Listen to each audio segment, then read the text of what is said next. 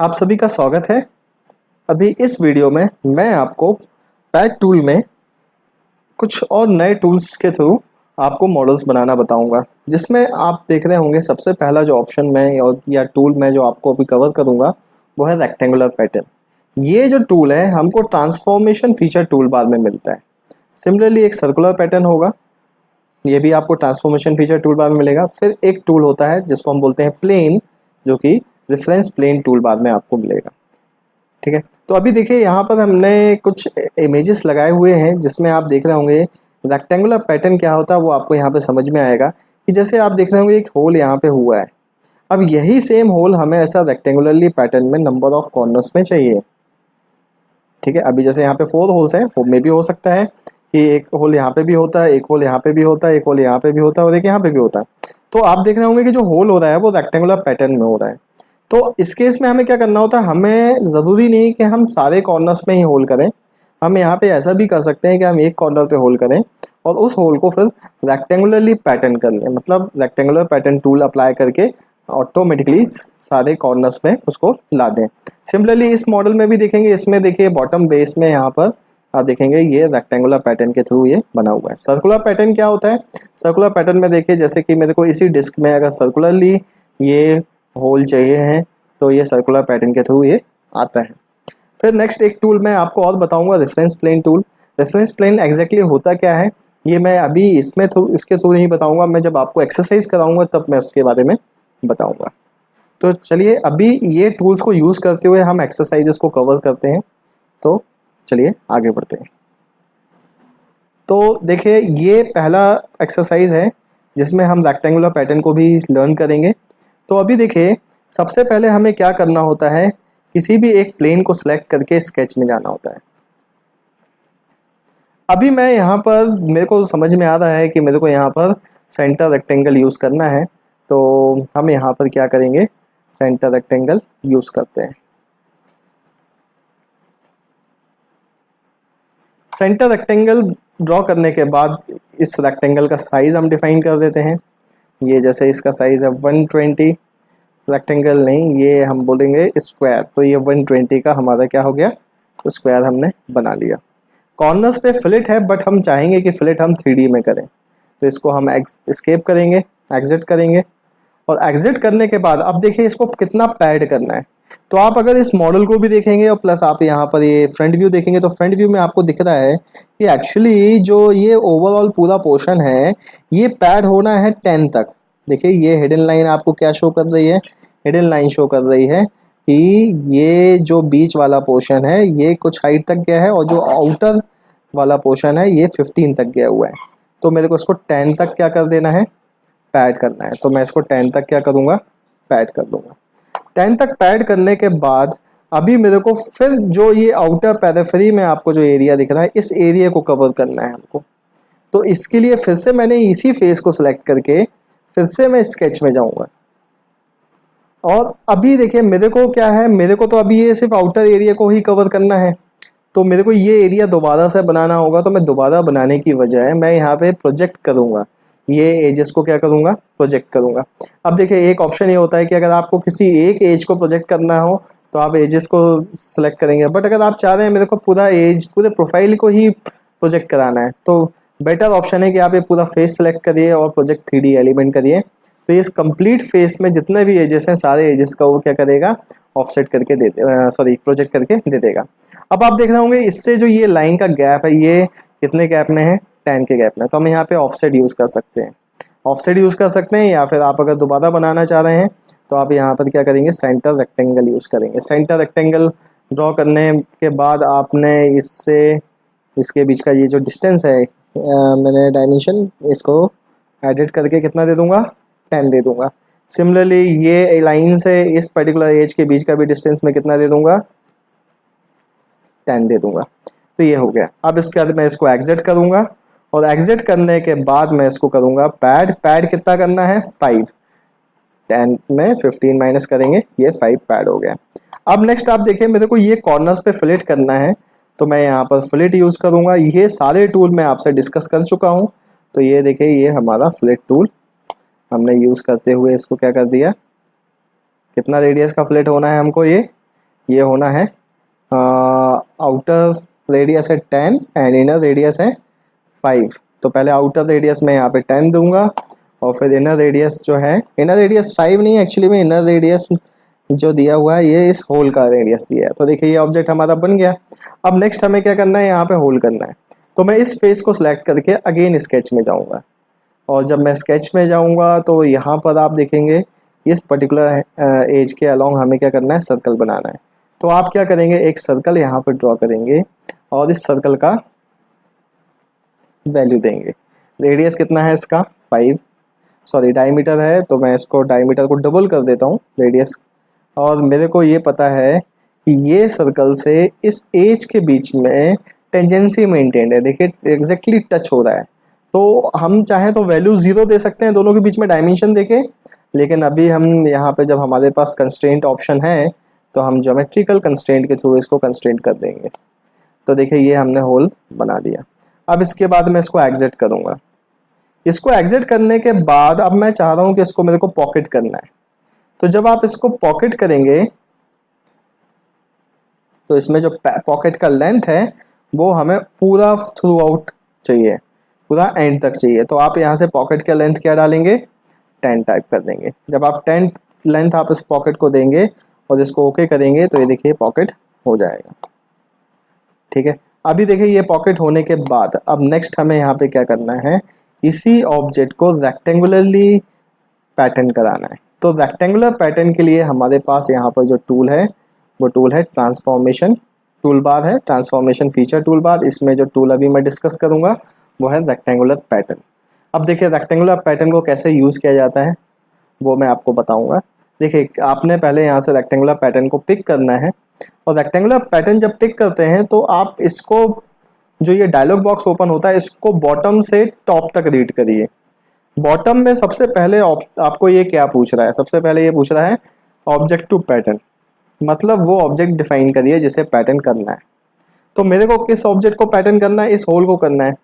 तो अभी देखिए right now current solid type है, तो करंट सॉलिड का मतलब है ये होल बॉडी को ही कंसिडर कर रहा है कि पैटर्न करना है, बट मेरे को होल बॉडी नहीं, मेरे को ये पॉकेट करना है। तो आप पहले, और देखिए आपको इसको सिलेक्ट करना है तो आप देख रहे होंगे लेकिन सिलेक्शन का कर्सर यहाँ पे एक्टिव नहीं है। तो इसलिए ये एक्टिव नहीं है कि जब तक ये ऑप्शन आप एक्टिव नहीं करेंगे ये ऑप्शन एक्टिव नहीं रहेगा। अभी राइट नाउ जो एक्टिव पोर्शन है इस पूरे डायलॉग बॉक्स में वो है इंस्टेंसेस, मतलब कितने नंबर ऑफ होल्स चाहिए वो टाइप करिए। बट सबसे पहले मैं ऑब्जेक्ट डिफाइन करूँगा, तो पहले आप इस ऑप्शन पे क्लिक करिए। कोई भी ऑप्शन आपको एक्टिव करना है तो उस ऑप्शन के ऊपर क्लिक करिए तो वो ऑप्शन एक्टिव हो जाता है। तो मैंने ऑब्जेक्ट टू पैटर्न में इसको एक्टिव किया। अब जाके जब मैं इस होल के ऊपर माउस लेके जाऊंगा तो देखिए ये शो कर रहे हैं कि ये पॉकेट नंबर 2 है। आप देखिए लेफ्ट साइड में ये हाईलाइट हो रहा है। मैं इवन इधर से भी सिलेक्ट कर सकता हूँ या चाहूँ तो इधर से भी कर सकता हूँ। तो मैंने ये सिलेक्ट किया। अब इसको सिलेक्ट करने के बाद आपको फिर नेक्स्ट ऑप्शन आ जाना है रेफरेंस एलिमेंट में। रेफरेंस एलिमेंट मीन आपको वो सरफेस डिफाइन करना है जिस सरफेस के ऊपर आपको पैटर्न अप्लाई करना है।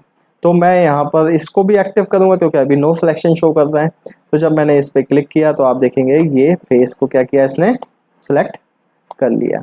अब जब इस फेस को इसने सिलेक्ट किया है तो आप देखेंगे इसमें 2 ऑप्शन आ रहे हैं, first limit and second limit. आपको 2 एरोज भी दिख रहे होंगे। तो अभी देखिए फर्स्ट लिमिट का जो डायरेक्शन है वो ये है, और इसमें देखिए कितने इंस्टेंसेस ये शो कर रहा है, 2।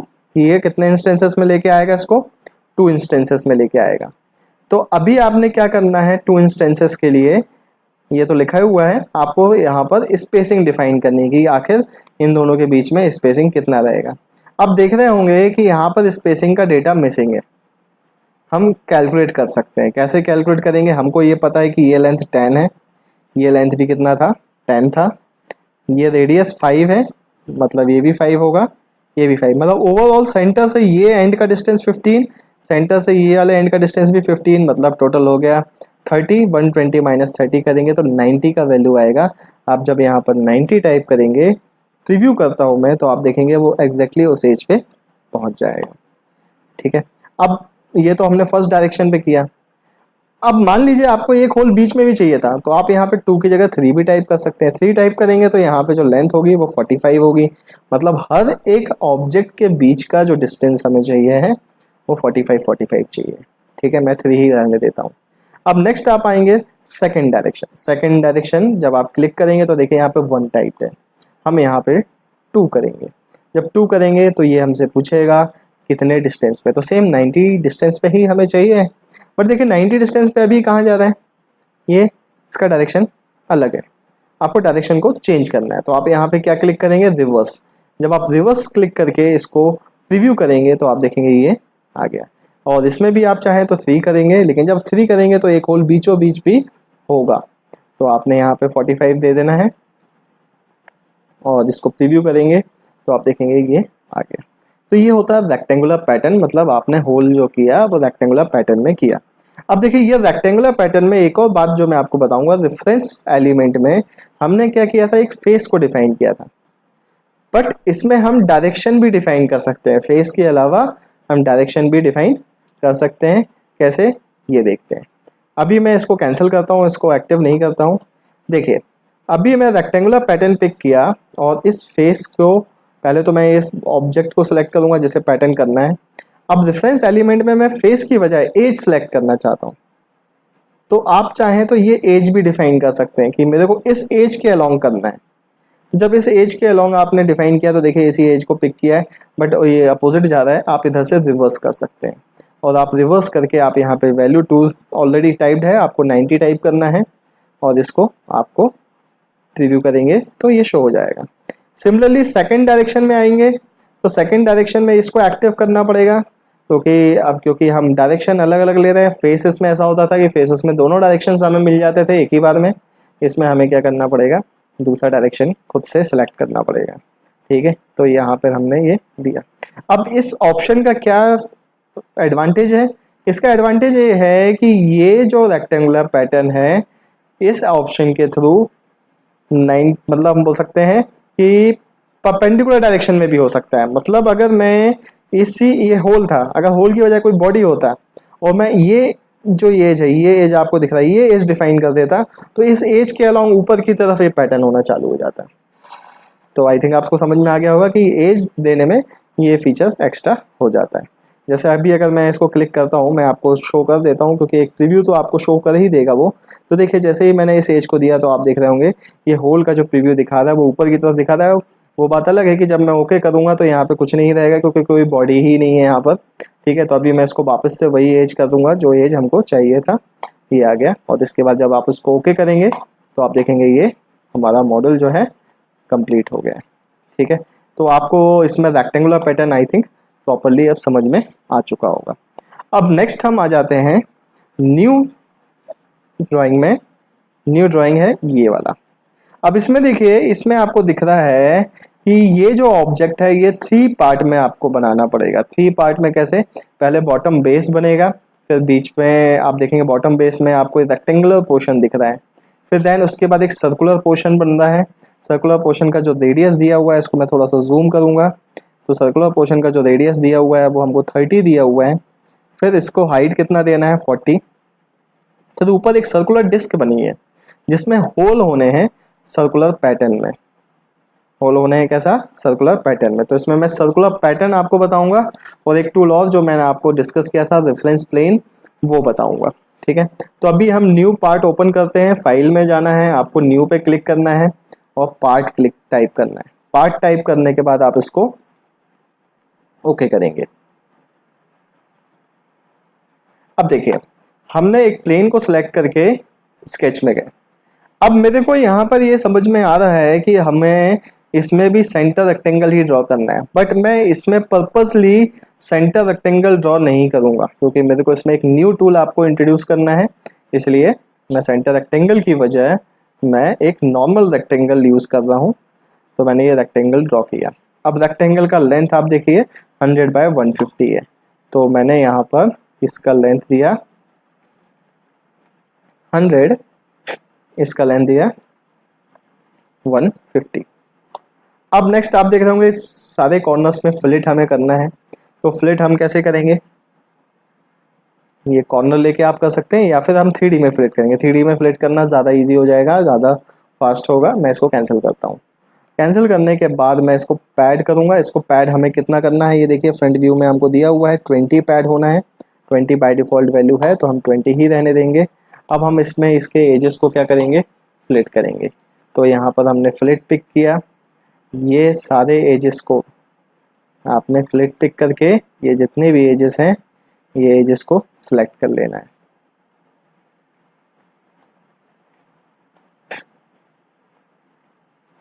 ये फ्लिट एजेस आपने सेलेक्ट किया और सिलेक्ट करने के बाद आपको इसमें रेडियस देना है। रेडियस क्या देंगे आप, 15। ये 15 रेडियस देके हमने फ्लिट कर दिया। अब नेक्स्ट हमें क्या करना है, इसमें होल करना है।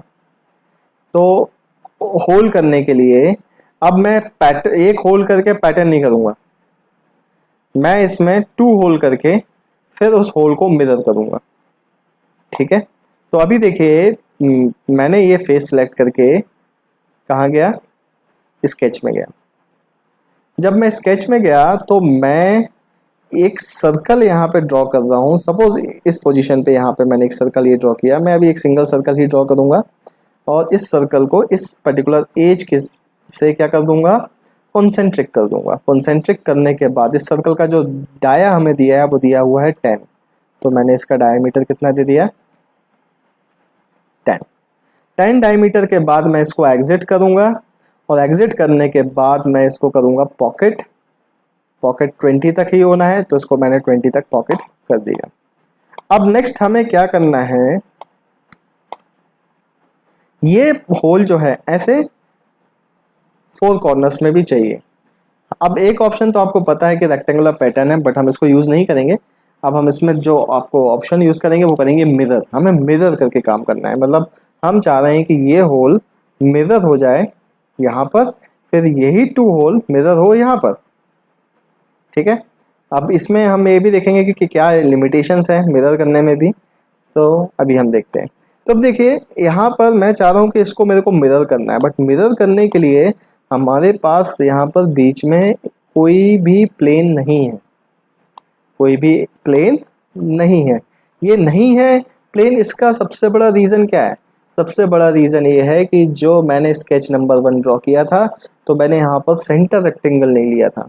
अगर हम सेंटर रेक्टेंगल लेते, मतलब अगर मैं रेक्टेंगल को कुछ ऐसा बनाता सेंटर रेक्टेंगल, तो प्लेन बाय डिफॉल्ट हमारा बीच में ही होता। अब राइट नाउ अभी प्लेन हमारे कहाँ पर है, कॉर्नर्स में। प्लेन जो है वो है कॉर्नर्स में। अभी मैं इसको एग्जिट करूंगा तो आपको ये देखिए दिखेगा, देखिए ये आपको शो हो रहा है ये कॉर्नर्स में है। तो अब मेरे को तो मिरर करना है, तो मेरे को यहाँ पे एक प्लेन चाहिए होगा। अच्छा, प्लेन किसके पैरेलल प्लेन चाहिए होगा, इस प्लेन के पैरेलल, या फिर हम बोल सकते हैं इस फेस के ऊपर।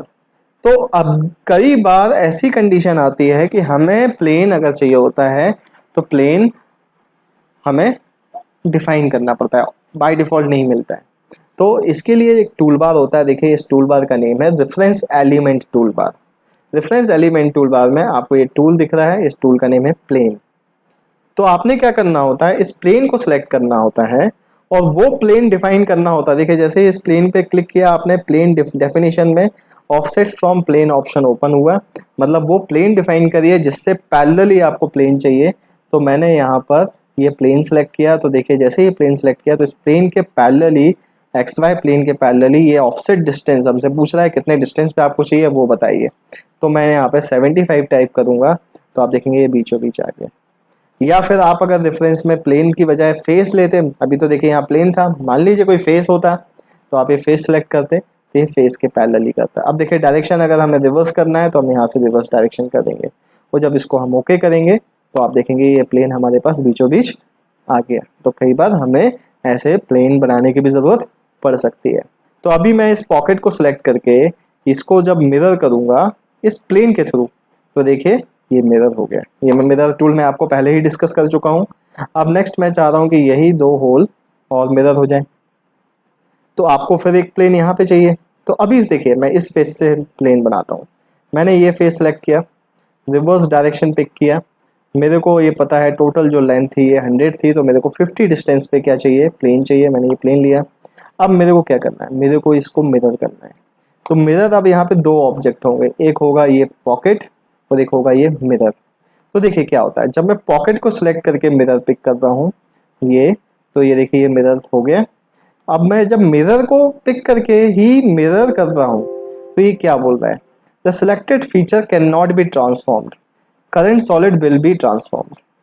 ठीक है, तो ये बोल रहा है कि जो आपने ये जो मिरर करके ये सर्कल बनाया था ये ट्रांसफॉर्म्ड फीचर्स कहलाते हैं। मतलब ये किसके ऊपर डिपेंडेंट है, वो इसके ऊपर डिपेंडेंट है। तो आप इसको भी मिरर नहीं कर सकते। इसका जो कॉन्सेप्ट है वो ये है कि आपने इस ऑब्जेक्ट को डायरेक्टली नहीं बनाया, इसको किसी और ऑब्जेक्ट के थ्रू मिरर किया है, अब आप इसका भी मिरर नहीं कर सकते। ठीक है, तो इसमें एक ये लिमिटेशन होती है जो मैं आपसे पहले भी अभी डिस्कस कर रहा था कि एक लिमिटेशन रहेगी। तो अभी हमें पॉकेट अगर करना है, मतलब उसको प्रॉपरली होल्ड करना है, तो मेरे को यहाँ पे 2 सर्कल्स बनाने पड़ेंगे। एक सर्कल तो ये ऑलरेडी ड्रॉ है, एक सर्कल यहाँ पे भी बनाना था। ठीक है, तो मैं यहाँ पे एक एक्सेस ड्रॉ कर देता हूँ। इस एक्सेस का इस एज के साथ डिस्टेंस दे देता हूँ 50 और इस पर्टिकुलर सर्कल को सिलेक्ट करके मैं इसको मिरर कर देता हूँ। तो देखिए ये मैं इसको पर्पसली क्या कर रहा हूँ, ऐसा कॉम्प्लिकेटेड बना रहा हूँ ताकि हमें वो टूल के बारे में पता चले और आगे जाके कुछ हम और भी मॉडल्स ऐसे बनाएंगे जिसमें ये टूल यूज़ होंगे। ठीक है, तो अभी हम क्या कर रहे हैं, हम एक ही मॉडल पे टूल्स को कवर कर रहे हैं। ठीक है, इसके बाद इसको एग्जिट करेंगे और एग्जिट करने के बाद अब इसको अब हम मिरर करेंगे क्योंकि ये सिंगल ऑब्जेक्ट हो गए हैं दोनों ही, क्योंकि हमने सिंगल स्केच में ही दोनों पॉकेट किए थे। अब इसको आप जब मिरर करेंगे इस पर्टिकुलर प्लेन के थ्रू तो ये मिरर हो जाएगा। ठीक है, अब नेक्स्ट देखिए मेरे को ये सर्कुलर पार्ट बनाना है, तो मैंने इस फेस को सिलेक्ट करके फिर स्केच में गया और मेरे को यहाँ पर एक सर्कल बनाना पड़ेगा। अब देखिए एक कितना कॉम्प्लिकेटेड ये चीज़ हो जाती है कि अगर मैं इसको पहले ही सेंटर रेक्टेंगल करके बनाता तो मेरे को बाय डिफ़ॉल्ट ओरिजिन यहाँ पर ही मिलता, बीचों बीच मिलता। लेकिन अभी मेरे को यहाँ पे लोकेशन जो सर्कल का है खुद से लोकेट करना पड़ेगा। मतलब मैं जब पहले इसको सर्कल दूंगा, सर्कल यहाँ पे कितने डाया का है, 30 रेडियस का है।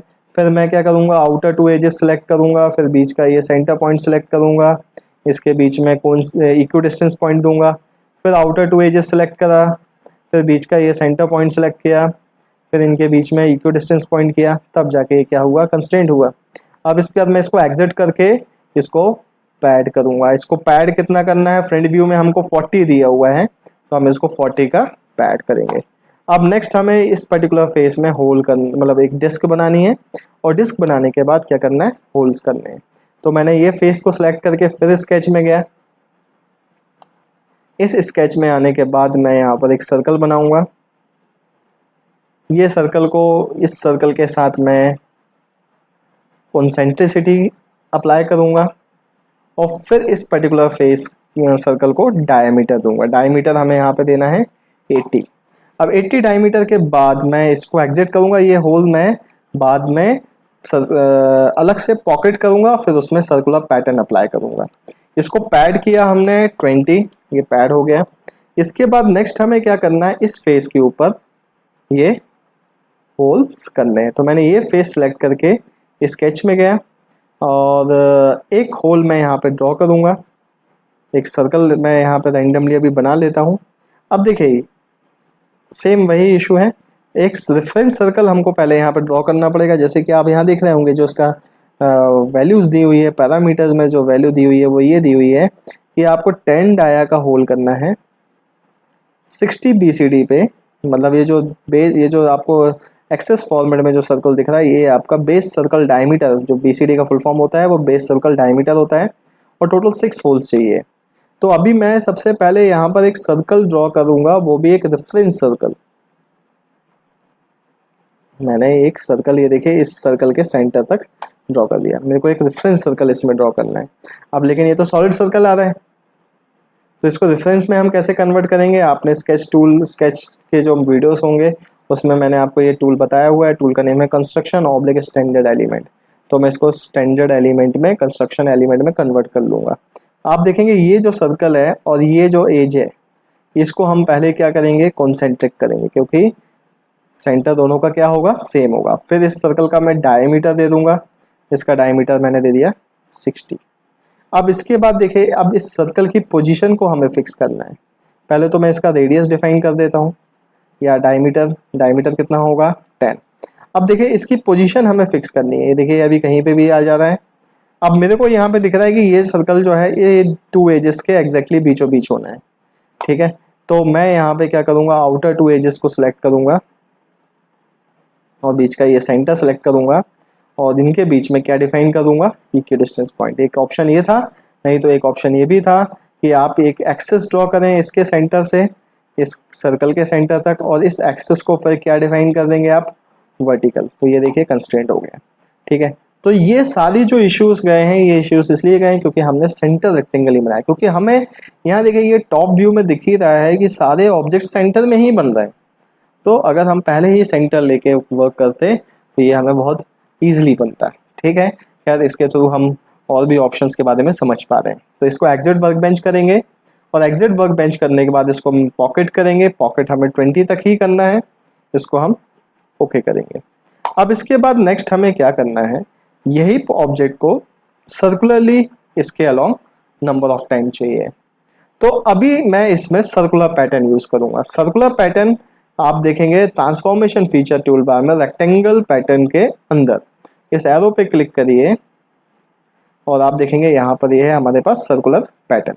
जब हम सर्कुलर पैटर्न क्लिक करते हैं तो इसमें सेम रेक्टेंगुलर पैटर्न जैसे ही आपको वर्क करना है, बॉटम टू टॉप जाना है।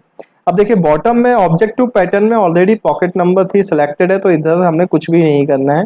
अब सीधे हम रेफरेंस डायरेक्शन में वो सरफेस डिफाइन करेंगे जिस सरफेस में हमको इसको कराना है। तो मैं इसको एक्टिव करूंगा और ये सरफेस को सिलेक्ट करूंगा। जैसे ही इस सरफेस को सिलेक्ट किया, इस फेस को सिलेक्ट किया, तो देखिए ये नंबर ऑफ एलिमेंट्स आपसे यहाँ पे पूछ रहा है, इंस्टेंसेस पूछ रहा है कितने चाहिए हैं, कितने एंगल पे चाहिए। तो देखिए 60 डिग्री एंगल पे 6 आएंगे, 360 डिवाइड बाय 6 करेंगे आप तो, और वैसे भी लिखा हुआ है वहाँ पे टाइप्ड है, तो आपने यहाँ पे 6 लिखना है और 6 के बाद आपको यहाँ पे वैल्यू देना है 60 डिग्री। जब 60 डिग्री देके आप रिव्यू करेंगे, देखिए ये आ गया। अभी देखिए ये 6 थे और एंगल प्रॉपर्ली 60 दिया हुआ है, पर सपोज 9 होते, 11 होते, 13 होते, तो आपको एंगल कैलकुलेट करना पड़ता है। तो इसके लिए सबसे बेस्ट ऑप्शन ये है कि अगर आपको कंप्लीट सर्कल में ही होल चाहिए तो आप ये जो पैरामीटर में इंस्टेंसेस एंड एंगुलर स्पेसिंग देख रहे हैं, इस ऑप्शन को ओपन करिए और इधर पे क्या क्लिक करिए, कंप्लीट क्राउन। जब आप कंप्लीट क्राउन क्लिक करते हैं तो आप देखेंगे कि आपको सिर्फ और सिर्फ वैल्यू देनी है। मैं अगर इसमें 9 टाइप करूंगा, ये ऑटोमेटिकली एंगल जो डिस्ट्रीब्यूशन है वो खुद कंसिडर कर लेगा और आपको इक्वल डिस्ट्रीब्यूशन के साथ होल करके दे देगा। देखिए ये हमने कर दिया और इसको अगर मैं ओके करूंगा तो ये होल हमारे आ जाएगा। तो ये था हमारा रेक्टेंगुलर पैटर्न। तो देखिए ये जो वीडियो है इसमें हमने दोनों एक्सरसाइजेस के थ्रू प्लेन को भी समझ लिया, रेक्टेंगुलर पैटर्न भी समझ लिया और सर्कुलर पैटर्न भी समझ लिया। अब आगे के और वीडियो में पैड के कुछ और भी ऑप्शंस मैं आपसे डिस्कस करूंगा और भी कुछ टूल्स आपको डिस्कस करूंगा। अभी के लिए इतना ही, थैंक यू।